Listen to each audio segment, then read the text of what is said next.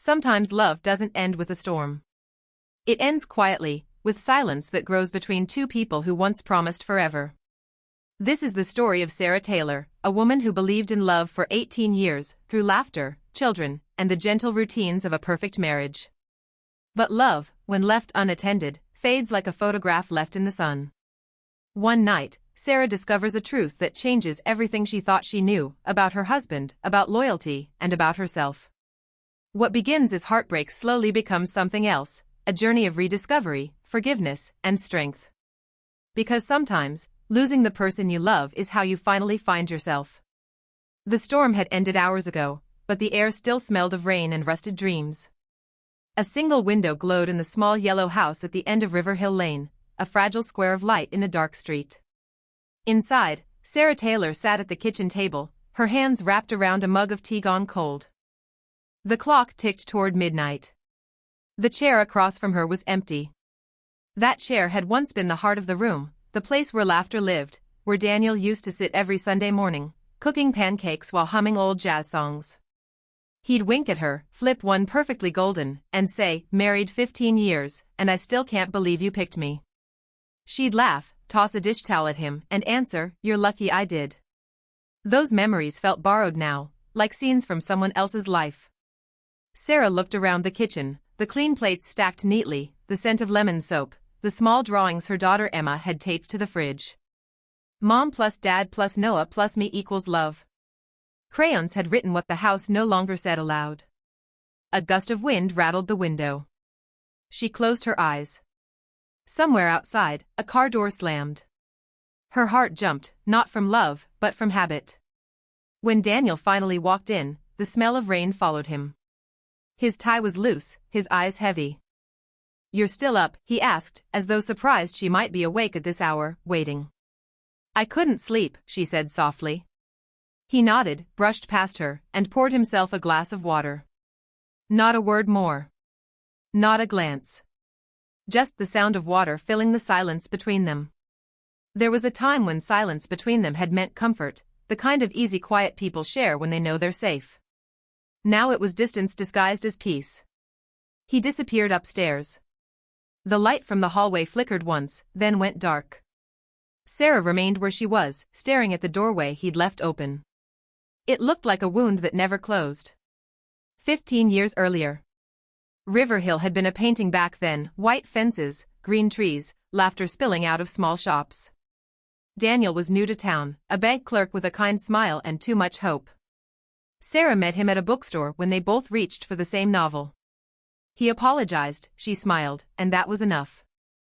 Love grew in the simplest ways, long walks, paper coffees, shared umbrellas.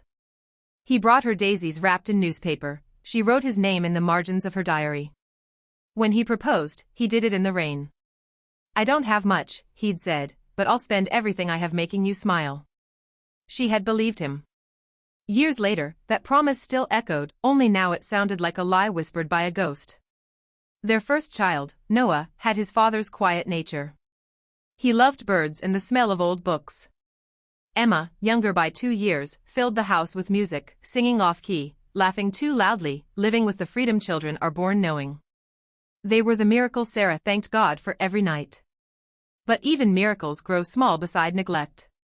At first, Daniel's absences were reasonable: overtime, business trips, promotions that promised more comfort for their family. She'd pack his shirts, kiss his cheek, and remind herself that sacrifice was part of love. Until one day, it wasn't. Now, as thunder rolled faintly in the distance, she stared at the unopened envelope on the counter, the one she'd found in Daniel's coat pocket earlier that day. It was small, cream-colored, with a hotel logo embossed in gold. A receipt. 2 nights, 2 names. One of them his. The other, Clara Will's. Sarah pressed her hand over the envelope like she could silence its truth. Her fingers trembled. In the hallway, she heard Daniel's footsteps creak the stairs, slow, heavy, unbothered. He didn't know she knew. Outside, the last drops of rain clung to the windowpane, catching the lamplight and turning it into fractured gold. She looked at her reflection in the glass, tired eyes, soft lines, a woman who had spent 18 years believing love could survive anything. But tonight, under the trembling light, that belief began to break. And though she didn't know it yet, this was not the night she lost her marriage, it was the night she finally began to see it clearly. Morning came pale and fragile, like light through thin curtains. The smell of coffee drifted faintly through the house, but it was Daniel's kind of morning, silent, functional, polite. He sat at the kitchen table reading emails on his phone while Sarah stood by the window, watching Noah chase Emma across the lawn. Their laughter, bright and untamed, pressed against the glass, trying to enter a room that no longer welcomed warmth. "Are you free for dinner tonight?" she asked carefully. Daniel didn't look up. "I have a client meeting. Might run late." She nodded. The lie slid through the air like a quiet, practiced blade. Sarah turned back to the window. The reflection staring at her was not the woman Daniel had married, she wasn't glowing or carefree. She was composed, deliberate, surviving on habit. Somewhere in the years of routines and responsibilities, love had become maintenance. Later that day, while folding laundry, she heard the children's laughter fade into the hum of a car engine. Daniel's car. He had left without saying goodbye. The envelope from last night still lay hidden in the drawer beside her bed. She hadn't confronted him. Not yet.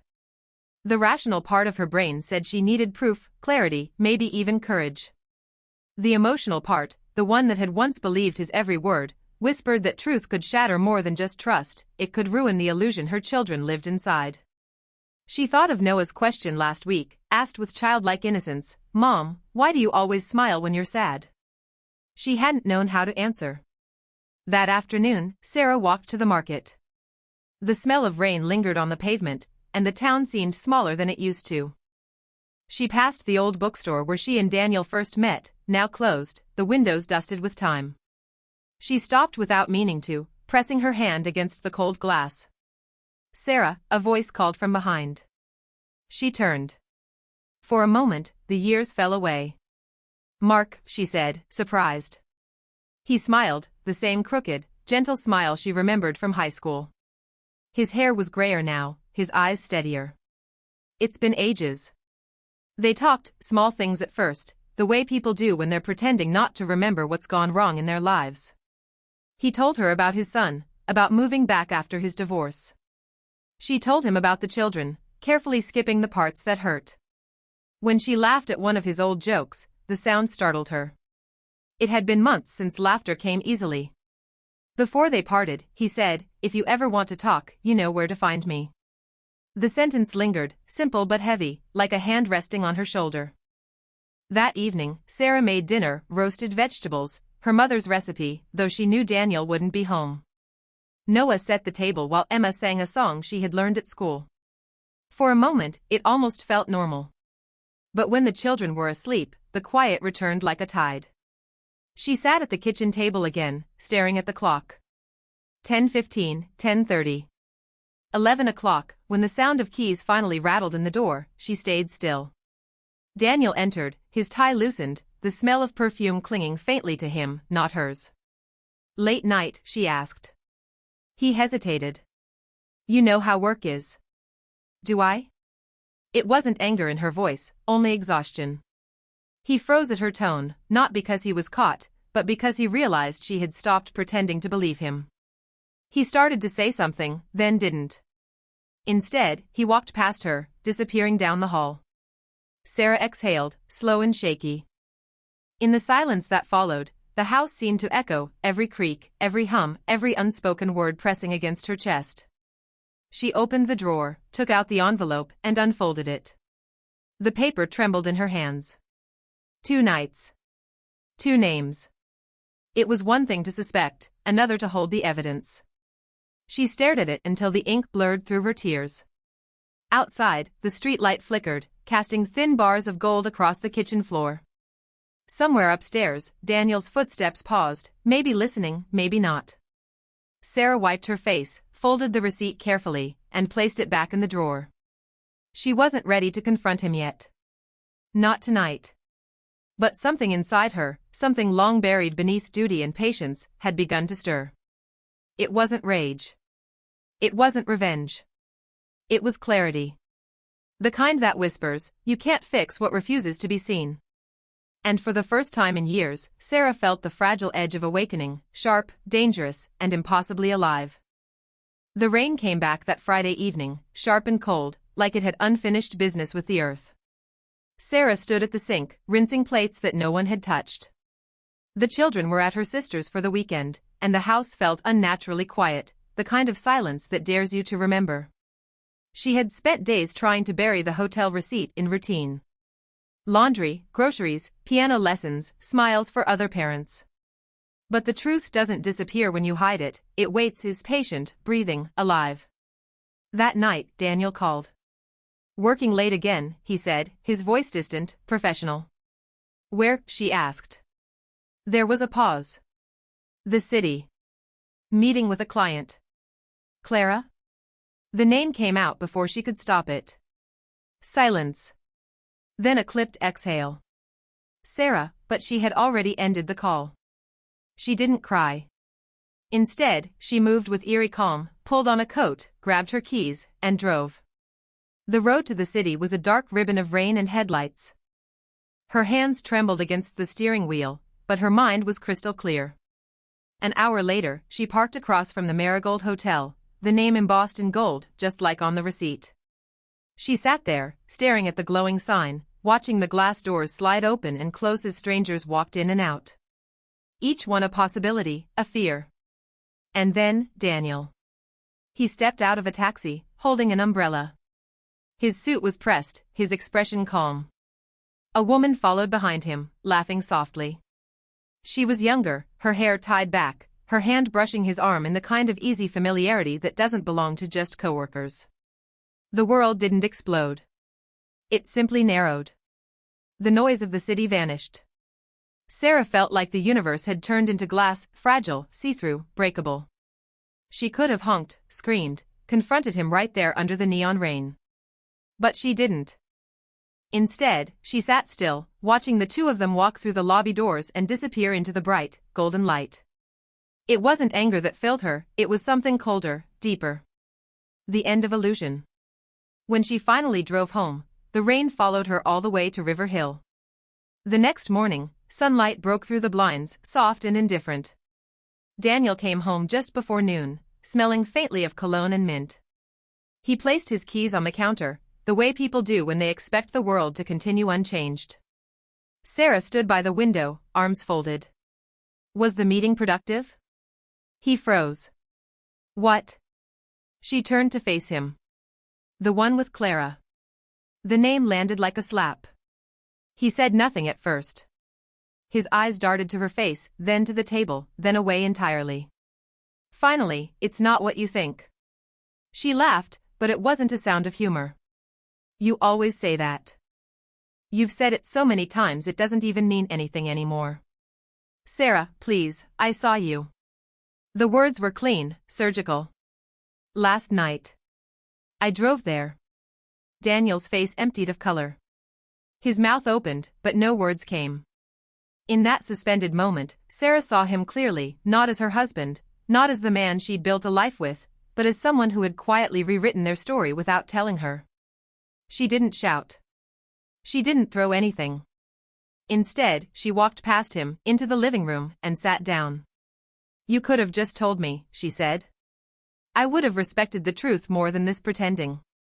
He sank into the opposite chair, his voice cracking. I didn't mean for it to happen. But it did happen, she said. And that's the difference between us. You act like your mistakes are accidents. I live with them like they're permanent. Daniel buried his face in his hands. The sound of his breathing filled the room, ragged, uneven. For a long time, neither of them spoke. The air between them was heavy with everything that had been left unsaid for years, the forgotten dinners, the quiet rejections, the apologies that never arrived. Finally, Sarah stood. I'm taking the kids to my sister's for a few days. I need space. He looked up, eyes wet. Sarah, please. Don't do this. But she was already walking toward the door, keys in hand. She paused in the doorway, turning back once. I'm not leaving because of her, Daniel. I'm leaving because somewhere along the way, I started disappearing, and you never noticed. The door closed softly behind her. Outside, the rain had stopped, and the world smelled new again. But inside her chest, something old, something buried beneath years of silence, finally broke open. Not despair. Not rage. Just truth. And truth, Sarah realized, wasn't the end of love. It was the beginning of freedom. The days that followed unfolded like a movie with the sound turned off, gestures without meaning, voices without weight. Sarah stayed at her sister's small apartment on the other side of River Hill, a place that smelled faintly of vanilla candles and laundry soap. Her sister, Hannah, didn't ask many questions.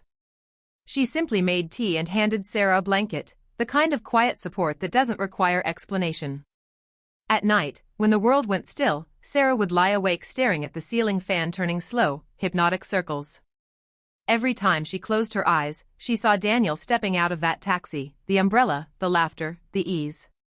What hurt most wasn't the betrayal itself, it was how comfortable he looked being someone else's comfort. Noah and Emma asked when they'd go home. Sarah smiled and said, soon, though she wasn't sure what home even meant anymore. 3 days later, Daniel showed up at Hannah's doorstep. He looked exhausted, unshaven, dark circles under his eyes. Rain clung to his coat, and for a moment, Sarah almost felt sorry for him. Almost. Hannah, can I speak to her? He asked quietly. Hannah looked at Sarah, uncertain. She nodded. Go ahead, Sarah said, stepping out onto the porch. They stood there, the sky heavy and gray. I know you saw me, he began. His voice was brittle, almost breaking. And I know there's nothing I can say that'll make it right. But please, just hear me. She crossed her arms. I've been listening to you for years, Daniel. You just stopped saying anything worth hearing. He flinched, but continued. It wasn't serious. I swear. It was stupid, I got lonely, and I didn't even realize how far I'd drifted until it was too late. Lonely, she echoed. You think you were the only one? The porch light flickered, wind pressing at the chimes. Sarah felt her pulse in her throat. I begged you to talk to me. I waited every night for you to come home and look at me like you used to. But you were too busy playing the victim of your own choices. Daniel stepped closer, rain dripping from his hair. I know. I hate myself for it. But Sarah, you have to believe me, it's over. I ended it. Her laughter came sharp, hollow. You ended it because you got caught. He didn't deny it. And in his silence, she found her answer. That night, after he left, Sarah sat by the window while Hannah slept. Streetlights threw long shadows across the room, the kind that make everything look like a memory.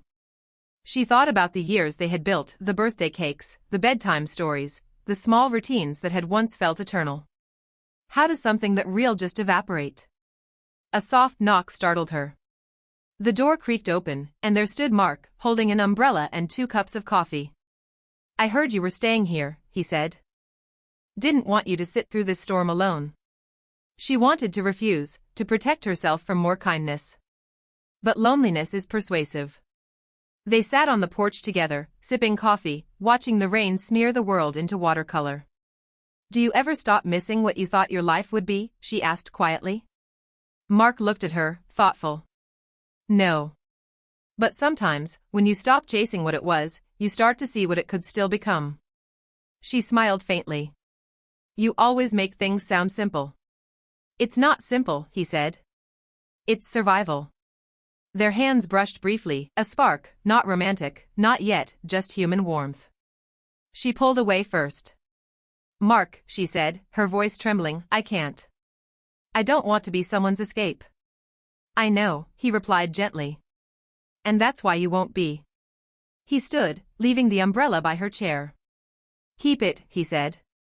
You look like someone who could use something that actually protects her. When he walked away, Sarah held the umbrella tightly, her heart an aching mix of gratitude and guilt. The next morning, she returned home. The house was too clean, Daniel's way of apologizing without words. The children ran to her, arms tied around her waist, their laughter slicing through the tension. Daniel stood in the doorway, cautious, hands in his pockets. Thank you for coming back, he said. I didn't come back for you, she answered softly. I came back for them. For stability. He nodded. Then let me earn the rest. Her eyes met his, unreadable. You can't earn trust, Daniel. You can only stop losing it. The air between them held both hope and exhaustion, a fragile truce. But as night fell, Sarah sat alone in the bedroom, staring at the space beside her in bed. It wasn't empty, not exactly. It was filled with history, with fear, with possibility. She didn't know yet if forgiveness was possible. But she knew this, pretending was over. Whatever came next, reconciliation or ending, would have to be real. And that truth, she realized, was both her weapon and her freedom. The house felt too quiet, as if it were waiting for permission to breathe again. Sarah stood in the hallway outside the children's room, listening to the soft rhythm of their sleep. Emma mumbled a dream, Noah turned over, the floor creaked beneath her bare feet. The ordinary sounds of life, the kind that used to mean safety, now carried the weight of all she was trying not to lose. Downstairs, Daniel's voice echoed faintly, low, measured, talking to someone on the phone. The same tone he used at work, the same one he used when he didn't want her to listen too closely. She moved toward the staircase, quiet but deliberate. Yes, I told her everything, Daniel said. Then a pause. No, it's done, Clara. It has to be. Her hand tightened on the banister. Clara. The name cracked through her chest like lightning. She stepped into the doorway just as he turned and saw her. His expression froze, caught between guilt and exhaustion. The phone call died in his hand. I thought you said it was over, Sarah said. Her voice was steady, too steady. It is, he said quickly. I just needed to end things properly. By whispering to her in our kitchen? Daniel took a step toward her, palms raised. Sarah, please. I'm trying. No, she cut in, her voice rising for the first time in months. You're managing your guilt. That's not the same as trying. He fell silent. The rain outside had started again, soft and relentless, beating against the windows like an audience that couldn't look away. Sarah walked past him, opened the back door, and let the wind rush in. Cold air filled the room, fluttering papers on the counter. Do you even remember what we used to be? She asked quietly. Before work, before the lies? I remember everything, he said. His voice cracked, desperate. I remember you standing in that bookstore, pretending you'd already read the book I wanted just so you could talk to me. I remember your handwriting on every note you left me in my lunch. I remember the night Emma was born, and you told me you didn't think you could love twice, and then you did. His words came fast, spilling over themselves, not rehearsed, not careful. And I remember, he said, his voice breaking, the moment I realized I was losing you and didn't know how to stop it. Sarah stared at him, her face unreadable. Then, you didn't lose me, Daniel. You stopped looking.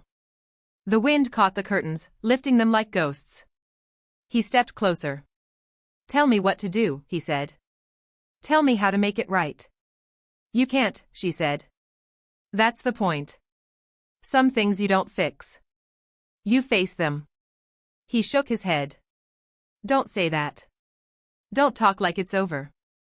She looked at him, really looked, and for the first time in a long while, she saw the man he had become. Not a villain. Just small. Lost. A man who'd built a cage out of his own excuses and then wondered why the door no longer opened. Do you love her? She asked. He hesitated, and the hesitation was its own confession. Sarah nodded slowly, as if confirming something she already knew. Then I can't keep pretending this is just about forgiveness. It's about truth.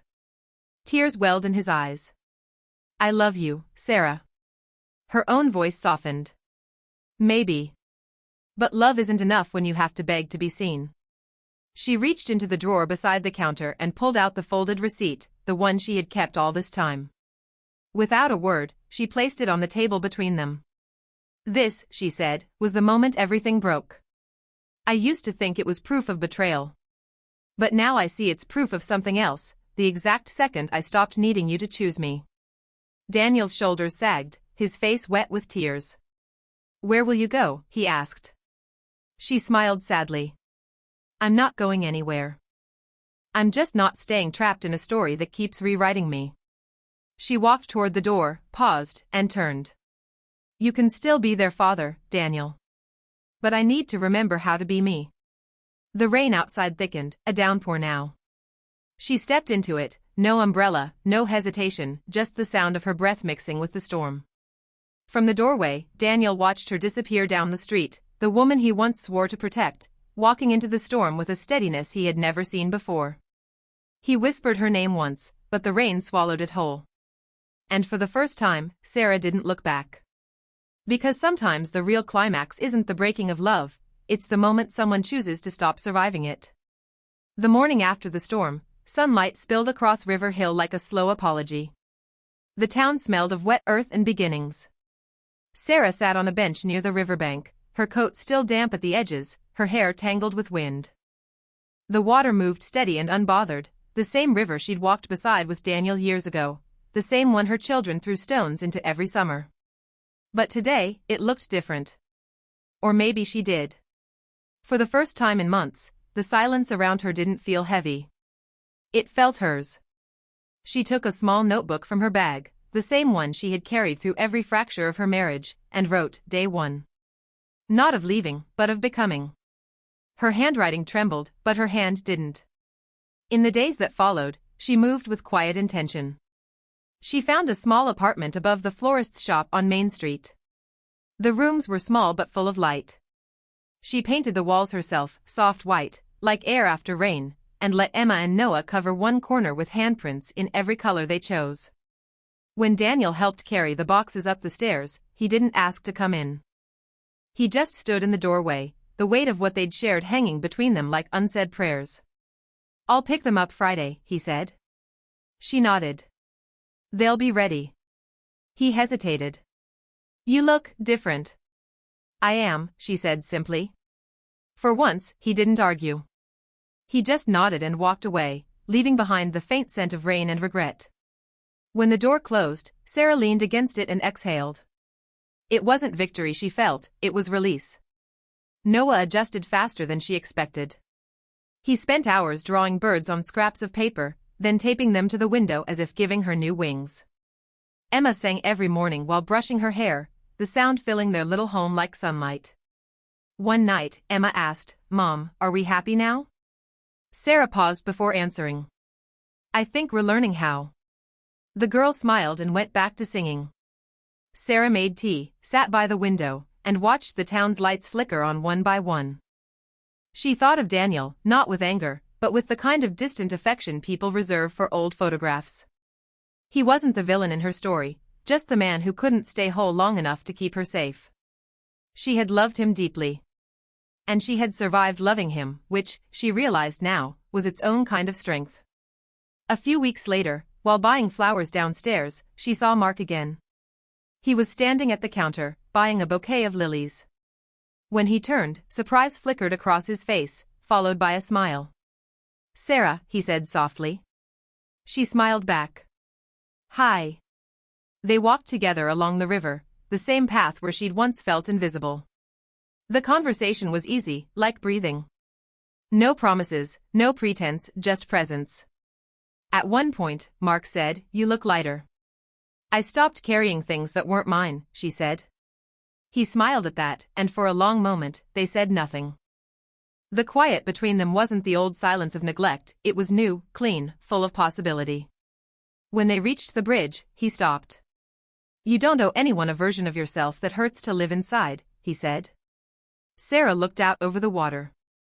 I know, she whispered. She didn't take his hand. She didn't need to. That night, she sat by her window again, notebook open, tea steaming beside her. She wrote, Love is not always staying. Sometimes it's knowing when to walk away with grace. Forgiveness is not forgetting, it's refusing to let the memory own you. And healing is the quiet art of becoming whole without needing someone to notice. Outside, the town lights reflected on the river, trembling but steady. Somewhere, Daniel was probably tucking the kids into bed, reading from the same worn storybook she once used. That thought didn't ache anymore. She smiled, small, sincere, unforced. There would still be lonely days, unsteady mornings, moments when the memory of what once was tried to pull her back. But she knew the way forward now. One day at a time. One truth at a time. One breath at a time. Sarah closed her notebook, turned off the lamp, and sat in the half-light for a moment longer, listening to the faint hum of the world outside. The quiet wasn't empty anymore. It was finally peaceful. And when she whispered goodnight to herself, it didn't sound like an ending. It sounded like home. True love isn't about holding on when everything breaks, it's about having the courage to let go when holding on means losing yourself. Sarah's story reminds us that forgiveness and healing don't always mean staying. Sometimes they mean learning to stand alone, to rebuild, and to love ourselves enough to start again. Because peace is not found in the person who hurt you, it's found in the strength it took to walk away with grace.